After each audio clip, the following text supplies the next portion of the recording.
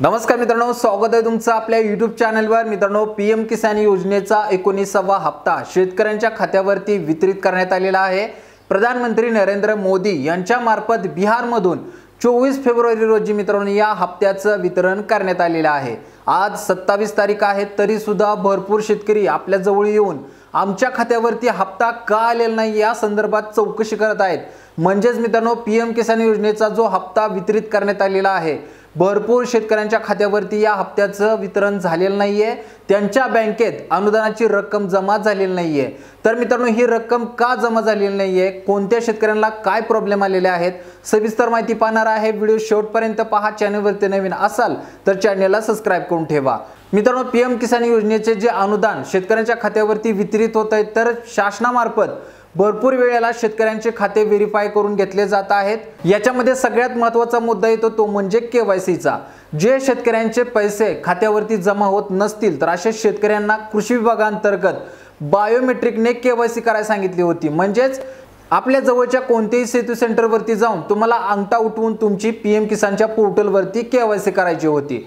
तर भरपूर शेतकरी याकडे दुर्लक्ष केल्यामुळे त्याच शेतकऱ्यांच्या खात्यावरती या अनुदानाची रक्कम जमा झालेली नाहीये।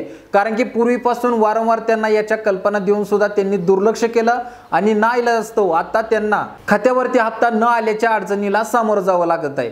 तर मित्रांनो, सगळ्यात महत्त्वाचा मुद्दा या ठिकाणी सांगत आहे, तुम्ही जर पीएम किसान योजनेअंतर्गत लाभ घेत असाल तर तुम्हाला बायोमेट्रिकने केवायसी करायची आहे का नाही हे तुम्ही सुरुवातीला चेक करायचं आहे।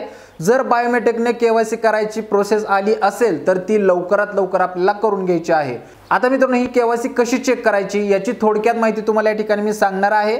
केवायसी करायसाठी आपल्याला सेतू सेंटरवरती जावंच लागेल, परंतु आपला अकाउंट बायोमेट्रिक केवायसी साठी आलेला आहे का हे आपल्याला चेक करायचं असेल तर घर बसल्या सुद्धा चेक करू शकता। कसं चेक करायचं थोडक्यात सांगत आहे, स्क्रीनशॉट या ठिकाणी तुम्हाला पाहायला मिळेल। मित्रांनो, सुरुवातीला आपल्याला पीएम किसानच्या पोर्टलवरती जावं लागेल। तर या ठिकाणी पाहू शकता मी पीएम किसानच्या पोर्टलवरती आलेलो आहे। या ठिकाणी मित्रांनो, पहिलं पेज ओपन झाल्यानंतर इथं आपल्याला खाली ई केवायसी म्हणजेच 3 टॅब आहेत निळ्या कलर मध्ये। सुरुवातीला आहे न्यू फार्मर रजिस्ट्रेशन, 2 नंबरला आहे ई केवायसी आणि 3 नंबरला आहे नाव युअर स्टेटस। याच्यामध्ये मधला टॅब ई केवायसी, याच्यावरती आपल्याला क्लिक करायचं आहे। ई केवायसी वरती क्लिक केल्यानंतर आपल्या पुढे एक नवीन टॅब ओपन होईल, ज्याच्यामध्ये आपल्याला ओटीपी बेस केवायसी हा आपल्याला ऑप्शन पाहायला मिळेल। म्हणजेच मोबाईलच्या ओटीपी वरून केवायसी करायची। परंतु मित्रांनो, या ठिकाणी आपल्याला समजून जाईल की आपली बायोमेट्रिकने करायची आहे का ओटीपी बेस करायची आहे। तर इथं आपण आपला आधार नंबर टाकून घ्यायचा आहे। जे शेतकरी पात्र असतील, ज्यांच्या खात्यावरती अनुदानाची रक्कम येत आहे किंवा अजून आलेली नाहीये, तर अशा शेतकऱ्यांनी या ठिकाणी आपला आधार नंबर टाकायचा आहे। तर आधार नंबर आपण या ठिकाणी भरून घेऊया। तर या ठिकाणी मित्रांनो पाहू शकता आपण आधार कार्ड नंबर जो तो भरून घेतलेला आहे, परंतु मी इथं ब्लर केलेला आहे। आपल्याला YouTube गाईडलाईनमुळे या सविस्तर डिटेल लपवायला लागतात, त्याच्यामुळे मी इथं ब्लर केलेला आहे। या ठिकाणी आपल्याला सर्च हिरवा टॅब दिसत आहे, या सर्च वरती क्लिक करायचं आहे।